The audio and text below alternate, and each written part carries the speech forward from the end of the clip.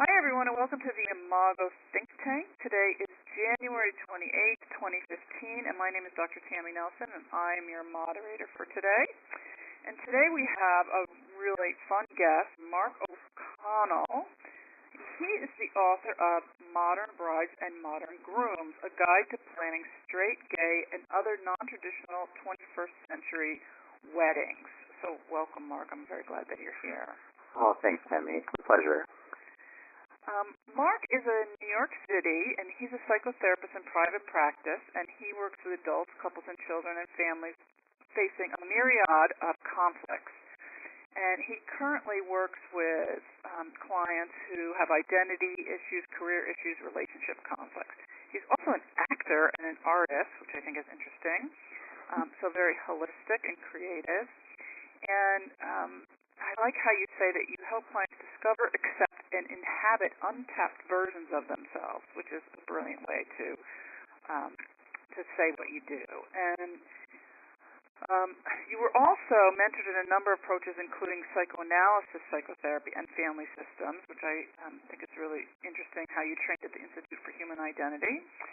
And you also write for Psychology Today and the Huffington Post on self-care, gender, and sexuality, and the performing art of living.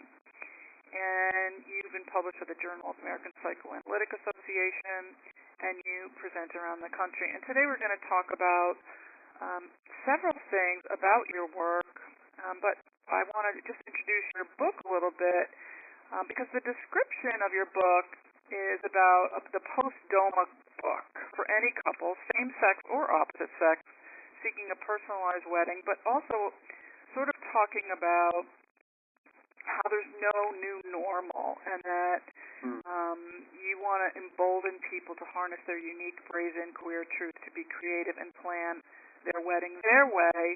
And also that what I like about this is something that has become sort of a theme in my interviews with people, and also my work with writers that I do in my writing and publishing class, and also my supervision, is this idea of being more transparent and authentic. And I like how you are talking about using your own story about you and your husband connecting versus MTV's Real World, which is fascinating, and that you're talking about, how you met and what happened to you, and you're encouraging other people to be, I think, authentic and real, and that you're saying every fiance faces the question, how do I become something new without losing myself? And I think, for us as couples therapists, this idea of how do I become this new person as a couple and not lose who I am, I think is a crucial question for all of us as therapists to help people embrace, but also all of us because we're all in relationship at some point. So I really love that question, and I love the work that you're doing in such a sort of creative, authentic way. So welcome, and tell us a little bit about yourself and what you're focused on and what you want to talk about today. Wow, that's a great introduction. Thank you so much for that. I think that really makes me feel seen and validated, which is what Imago therapists do, I understand. So, the good one. It's the good one. The good one. I'm a psychotherapist in private practice in New York City, and I do have a relational perspective. As you said, it's informed by relational psychoanalysis and also family systems. And I'm just interested in people in relationship to each other, and so that's how I think. And I feel like you mentioned my acting, my writing, and I feel like my life's work really is to help people to be seen and heard, and particularly people who often feel unseen and unheard. And I feel like that informs everything that I've ever done as an actor, as a theater producer, and as a writer, and now as a therapist. It's really driven by that, and and certainly couples in particular, people who present for couples therapy often feel unseen and unheard, and that's why they're there. And so that's how I see what I do, both as a writer and as a therapist. And the book it's really a convergence of what I've done as a writer and as a therapist. I'm trying to acknowledge this paradigm shift with marriage. You use the word transparency. I think we're all coming out of the closet on marriage now. It's marriage equality is not just for the gays, as it were. I think that this movement of marriage equality has it's just woken us up, basically, everybody, and straight couples even are really recognizing that they want their marriages, their weddings, to reflect truth more so than tradition. And that's what I see as the shift. And I wanted I couldn't think of a book, certainly not a wedding book, that is acknowledging this, where we're at with that. And I see traditional marriage and weddings as being kind of like this airbrushed picture of cultural expectations of perfection that people would hide behind. And so the old paradigm really was concealing. It was hiding. It was closeting. But of course, when you do that and pretend that it's just this happy weddings are just this happy ends, then the cracks start to show eventually, and it's not a sustainable model. But through this marriage equality movement, we've gleaned a lot of wisdom, really, from same-sex couples who are coming out and demanding recognition for who they are as they are, not as they're expected to be, not as we are expected to be. And so I feel like that has been a big part of how marriage has evolved for all of us. We're all kind of coming out.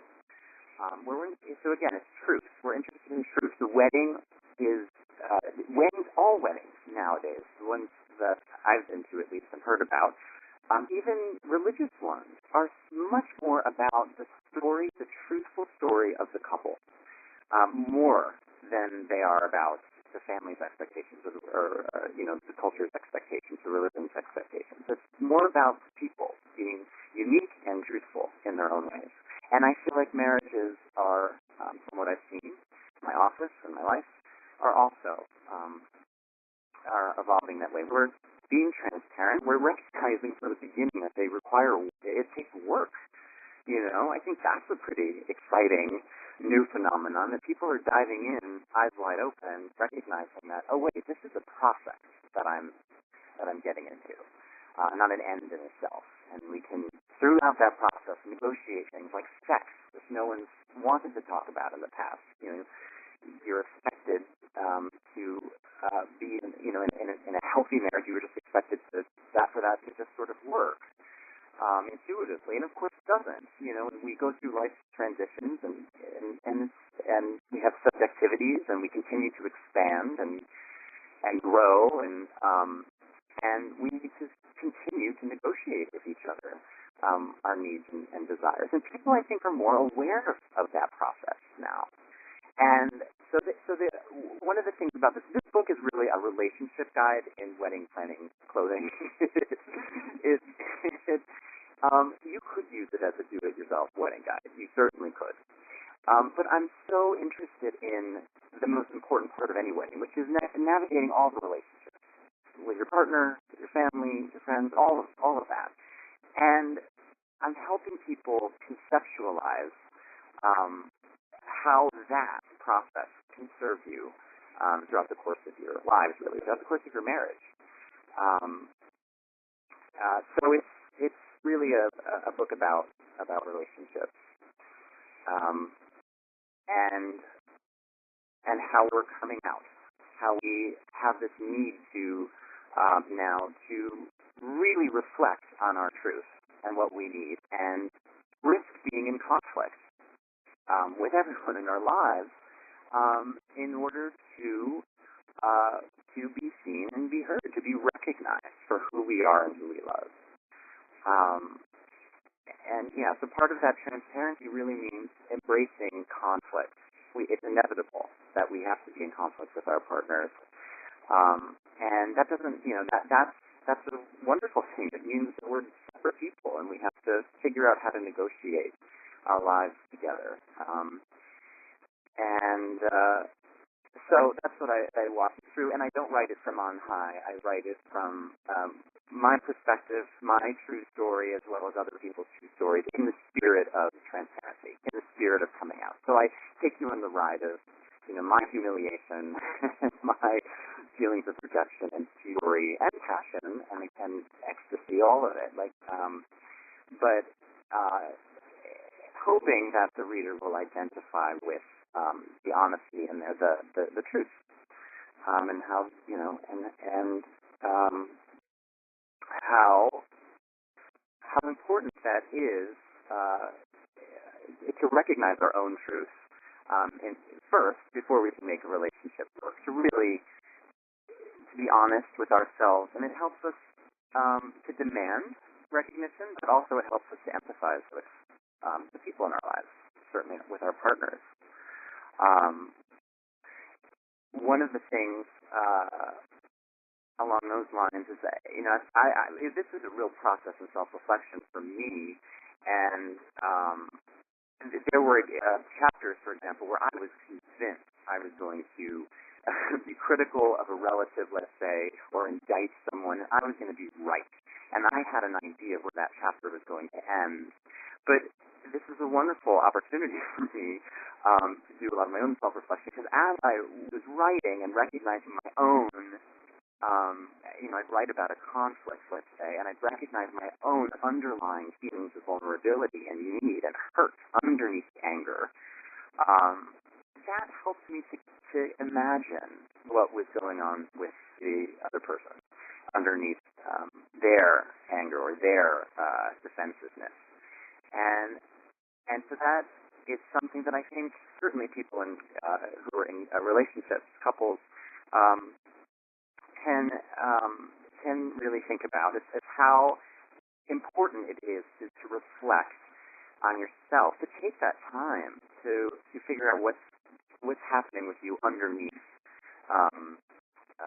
your defensiveness, underneath your anger, both to be able to ask for what you need, and also to begin to understand, and to imagine, to have faith that there is something going on with the partner beyond trying to control you. So let's talk about this kind of specifically. Sure. Because it's also, you're talking about creating a wedding, but you're also talking about sort of marriage in general and creating a new kind of marriage, which I think is very true at this time in our lives, and in general, there's new kinds of marriages and certainly new kinds of monogamy, which is the name of my book, so I totally buy into that. But the idea of new forms of marriage is sort of different than the idea that you can create whatever you want in your marriage, and that you have to work to have a more conscious marriage, which is certainly the concept of Imago, to have a new kind of conscious marriage. But I've also heard things, and you, I'm sure, know about this, I've also heard things about things like shadow weddings, when people dress in, dirt, and they roll around in mud, and they throw things at each other, and, almost to the point of ludicrous, sort of the opposite of a wedding, to sort of throw mud on the whole institution, or people who are having the ceremony but not doing the legal part of it, or people who are, trying to sort of find a way that works for them to include the emotional piece, or even make fun of the emotional piece, to have some kind of family tradition, and maybe not have any of the religious part. I mean, there's a lot of different ways to make the wedding piece a part of this, separate from the ongoing relationship.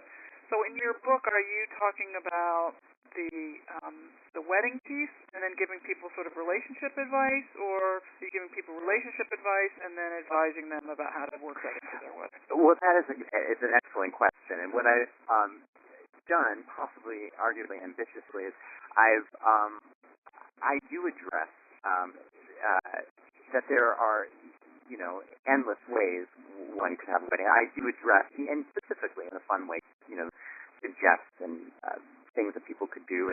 But the point that I make in it is that I'm not telling anyone what to do. I tell them how to, I suggest, rather, how to think about it. So that whatever you do, whether it's dressing up like Batman and Robin or covering yourself in mud and whatever it is, the Alien versus Predator wedding, I don't know.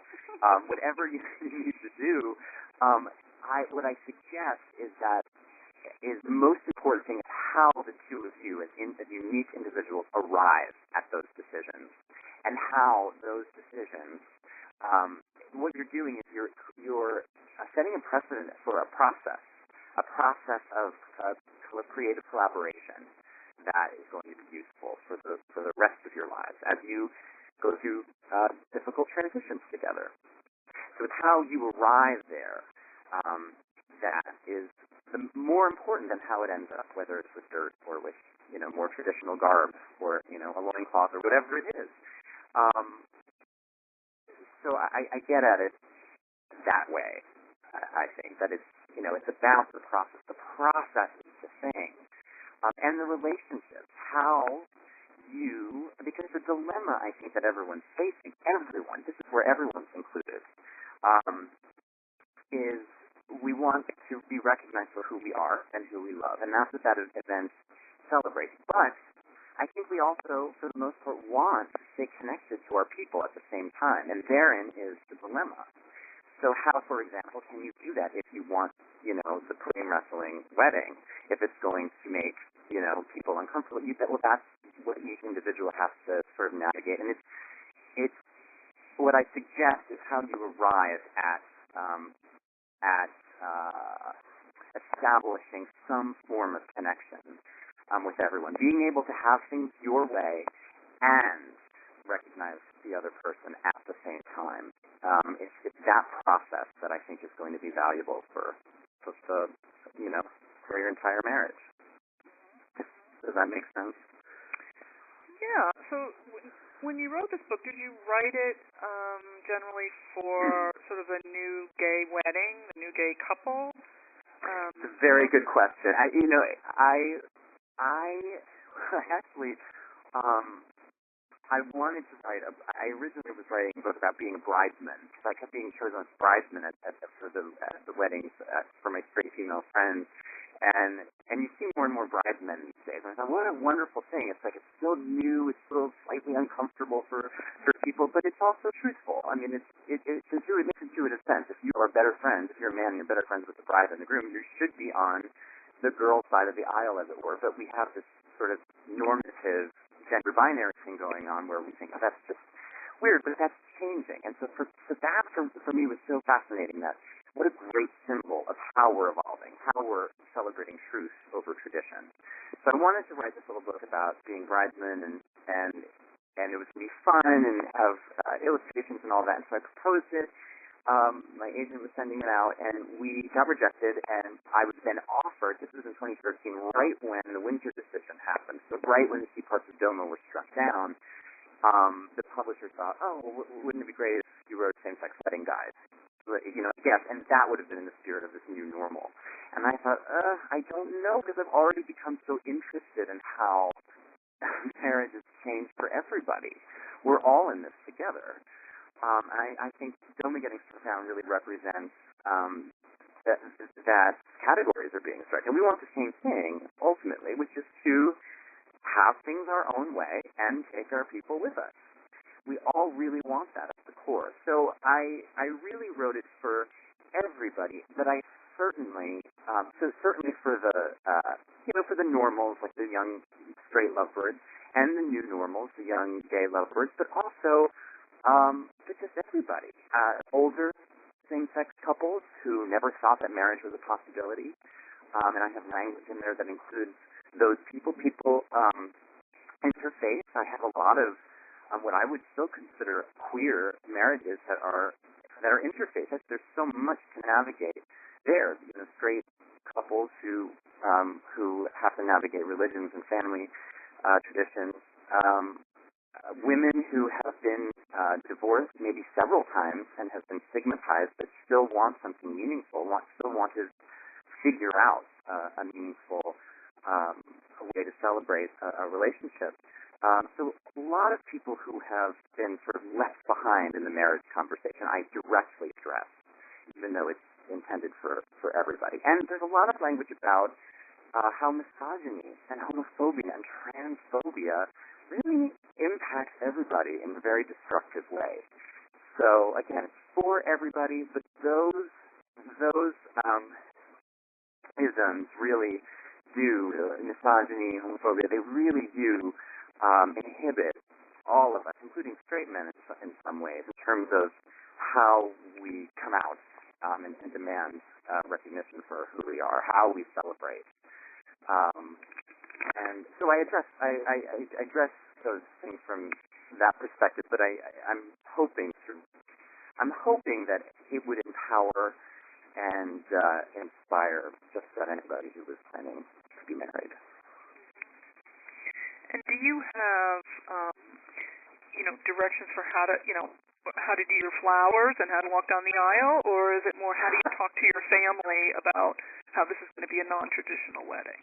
Exactly. So it's both. I have not how to pick the flowers, but how to consider what's going to be important about picking the flowers. How do you make meaning out of that with your partner? What is it that you're trying to celebrate? The most important thing is figuring out between the two of you what your subjective interests are. So it doesn't matter what flowers you pick, but what matters is listening to your guts and negotiating with each other and how you arrive at those decisions. And they give a lot of examples of personal accounts from other people, so you can see a variety of different ways that people have come to decisions in their own ways. But certainly there are chapters on dealing with family. And one of the thing that I think is most unique to this book in terms of talking to family is this chapter called Queer Tips from Traditional Relatives. Because we often can so easily get in a doer, done-to oppressive dynamic, where all you want to do is be right, and you feel oppressed by this relative who's telling you, no, that you can't do things that way. And so it's just there's no room to negotiate, because it's just one person's right and one person's wrong. And in those situations, I think, like for example, if we go back to the pudding wrestling wedding, if the relative is just like, I can't even, that's so offensive to me, I can't imagine offending or whatever. I think our instinct is to get very defensive, but if you look for something in that person's history, or something, or even ask them questions about how they've handled transitions in their own lives, or how they, handle decision-making about weddings or whatever in their own lives, you might discover that they, too, were in conflict with some form of tradition. And that's your in. That's your in to connect with people who seem to be oppressive, normative dictators, is to find what's queer about them. And at least in that way, you can find some form of connection, usually. And I give some examples of that from my stories and other people's as well. So what's important for couples therapists to understand about weddings, about marriage, about gay marriage? I mean, there's a lot of people on here who are pretty hip and pretty, on top of this stuff, but there's a lot of people here who, have never worked with gay couples who are now able to get married, who want to get married, who are sort of faced with this idea of, okay, well, now we want to do it, and we don't know what to tell our families, and what should those therapists know? What is the important thing for them to do to work with people who are just faced with this new freedom of opportunity? In my experience, it hasn't really been very different from working with straight couples, because as I've said, in my experience, in New York here at least, there's, all of the way, I would describe all of the couples who come in as queer in some way in terms of what they're navigating. It's not unlike same-sex couples navigating, like I said, religious expectations or but for couples therapists, I write a lot. I actually reference Harville Hendricks in the book. I have a whole chapter on emotional positions and recognizing who's who, and how that can be helpful. I love his idea of the isolators and the fusers, and I took an Imago workshop years ago when I was training to be a therapist, and I was very attached to it, and I referred to them as the engulfed and the abandoned, and so I think recognizing where people are coming from in terms of their emotional positions is a really helpful way, of course, to getting them to talk about what their challenges are with their families and how, if there's conflict in the relationship, how sometimes that might be based on, what struggles that they're having in specific ways with their families. But one thing that I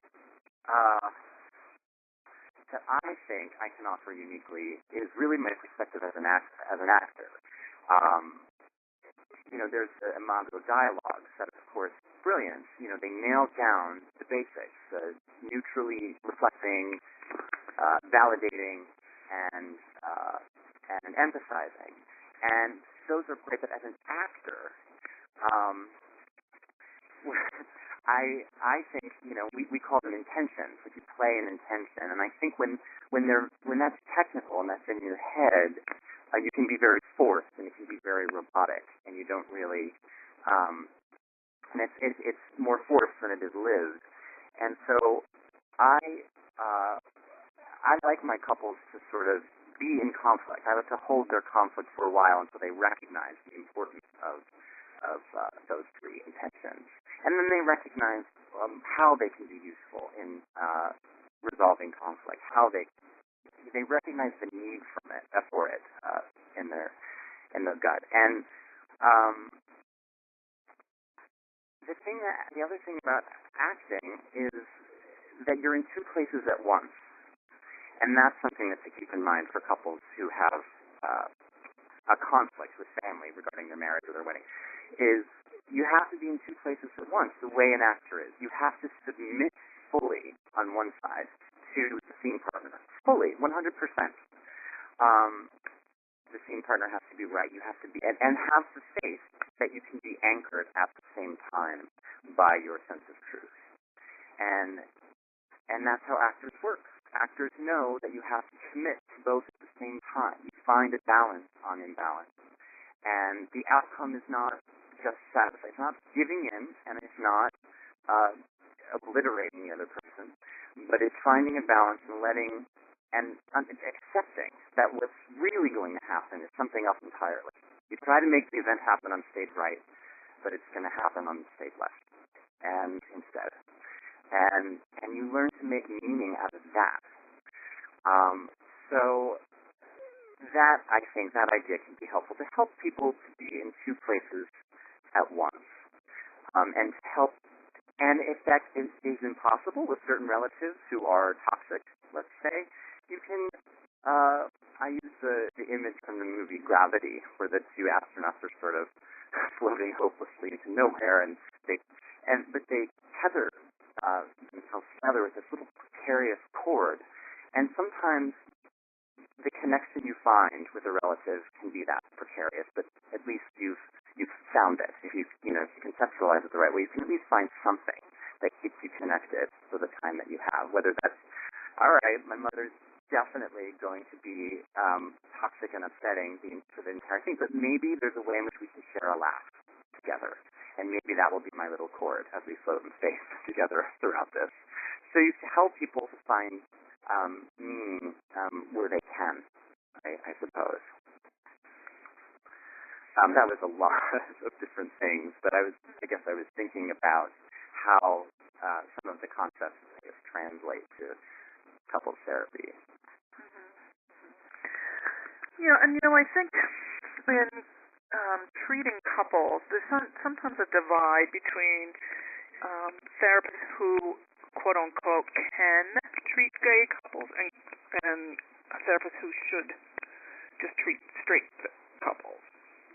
And I think there's some legitimacy to that. I think we also, are getting a little bit more education and a little bit more awareness, and I think people are seeking out therapy for the type of therapy instead of the gender of the therapist, and so there may be more crossover. But I think as the as the laws and the rules change, and there are more options for couples in general, I think there has to be more sort of education for therapists in general, particularly couples therapists, around commitment, around what commitment means, around how you define monogamy, how you define successful marriage, around what the this idea and the notion of marriage can mean going forward. And so you're talking about, one of your press questions talks about marriage. Can it be sexy and appealing, or does it fall into a trap of being oppressive and an institution? And that's sort of, the age-old question that all couples wrestle with. And is the leap into marriage the same as it's ever been, or does gay marriage change that?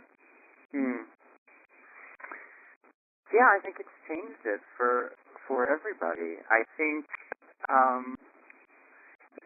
don't think people are leaping into marriage and expecting, again, this happy end.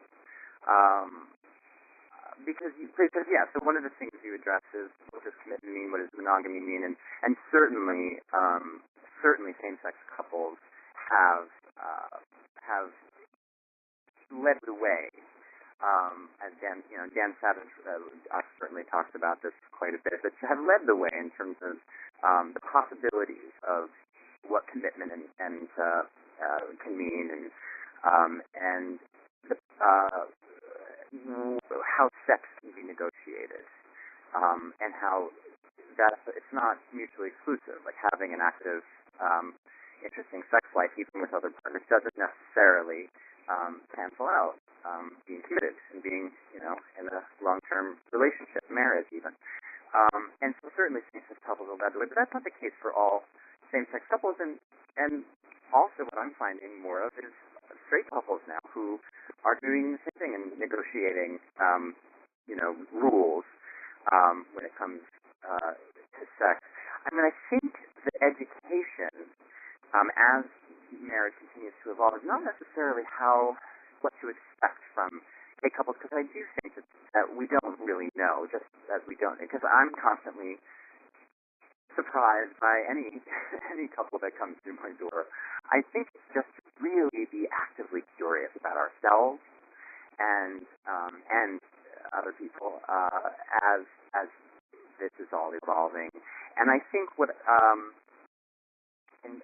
we can have more education, as I was bringing up before, and I write a lot in the book, is just perspectives on how misogyny and homophobia impact some of the judgments we have about ourselves, about women, about gay people and transgender people, and how I think educating ourselves about those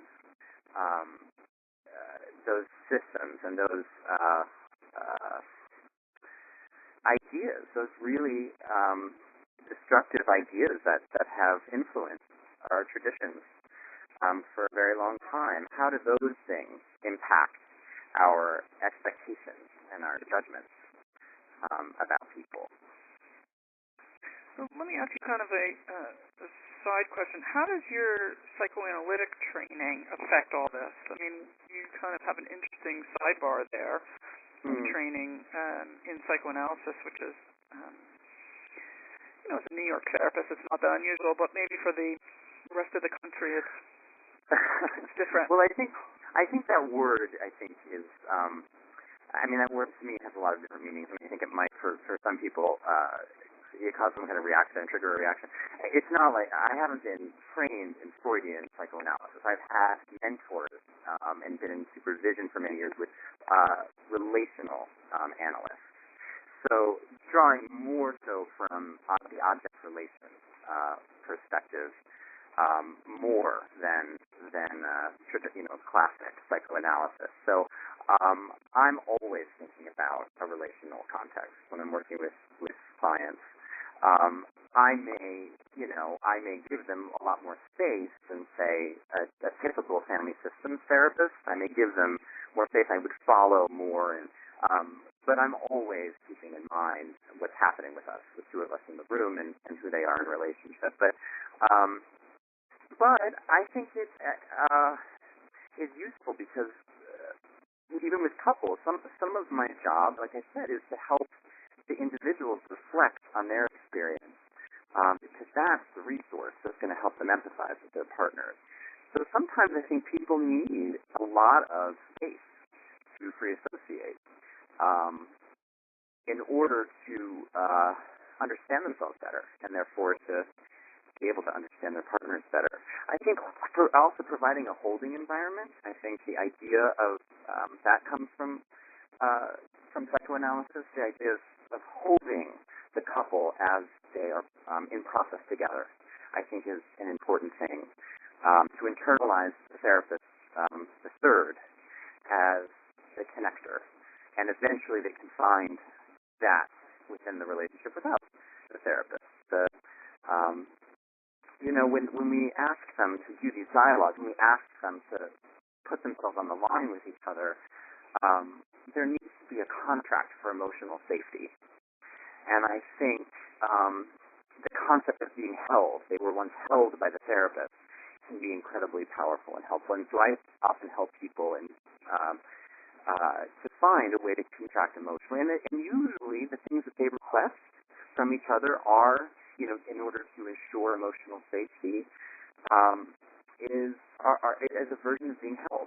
Some people ask for hugs, from business to know, like, okay, I'll listen to you and I'll parrot it back neutrally, but I need you to hug me first so that I know I'm going to get my turn. That's going to be the way to contract. And, some people say, well, I just need you to parrot back what I've said, so I know that you're holding me in mind. But I think even Harville, and it's related to Harville Hendricks' idea. He has a wonderful framework for we, from our different emotional positions, are finding ways to expand who we are within our partner's embrace. So being held. And anyway, so I think the holding environment is a great contribution from psychoanalysis. And I think that's how it plays into my work, at least. So is there something that you would recommend, and I ask this of everyone, is there something that you would recommend if you have a couple this afternoon and you're listening to this think tank? What's one thing that you might suggest that people try or ask or make sure they do or sneak in there, or something you might do, just like a tip or something easy to try? Well, along the idea of being in two places at once, like being vulnerable and submissive as well as assertive, one tangible way that I've recently thought about that is, there's two different ways. One of them is just to make it fun. It's okay to make that idea fun, even if there's a great deal of strife in the room. And so the idea of saying to someone, really excite their imagination and to be like, hey, can you be the defense attorney? Even just like your favorite TV lawyer, can you be the defense attorney for your partner? If you just needed to, like you can even use the voice as a TV personality or whatever. But one of my clients actually came up with a great image very recently for that idea of being in two places at once, and it was this image of he said it's like each of us has a hostage. We're holding a hostage against, and each of us has a bag of money, and we don't want to give up the bag of money too soon because we're afraid we're not going to get our hostage back, each of us. So I think playing with imagery like that is a way to help them conceptualize in a playful way what you're asking them to do, to put themselves on the line, and also to be assertive. I think that's a great way of making them feel safe in the process. Yeah, you'd be great at psychodrama. I've tried psychodrama. I really prefer I prefer working with individuals and couples. I think I don't know, maybe it's something being attached to being able to process without too much of an audience, I suppose. Well, you can do psychodrama just with a couple. You know, you have all the talent and the skills and certainly the experience. You have so many things in your tool bag. Well, maybe I'll look into that. Yeah. World expanding. Oh, you're probably already doing it. You just don't even know. That's probably true. Yeah. So is there something that you want to make sure that people know before we just open it up for a minute for questions or comments? Yeah, I guess, and I'm just going to repeat myself, but it's very important to me, the idea of asking for recognition is, I think there's so much shame about that in our culture, particularly with women and those of us who have feminine characteristics. There's so much shame. But asking for recognition is not a bad thing. It can be a very beautiful thing, transformative, and I think it's very important. So coming out is very important. We have that wisdom that we've been given from same-sex couples, from all LGBT people. So coming out is a great thing, but so too is asking for connection and being curious about other people. So I think that's really the balance on imbalance that we can all think about. That's helpful with some of these challenges. Is how can we ask for recognition and be curious at the same time? Do both. Good. Perfect. So I'm going to ask people if they would like to ask Mark a question. They can take themselves off of mute by hitting *6.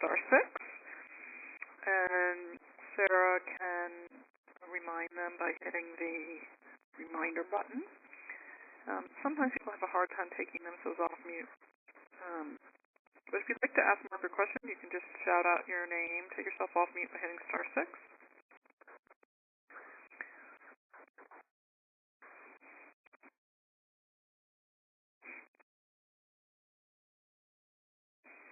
Thanks, Sarah.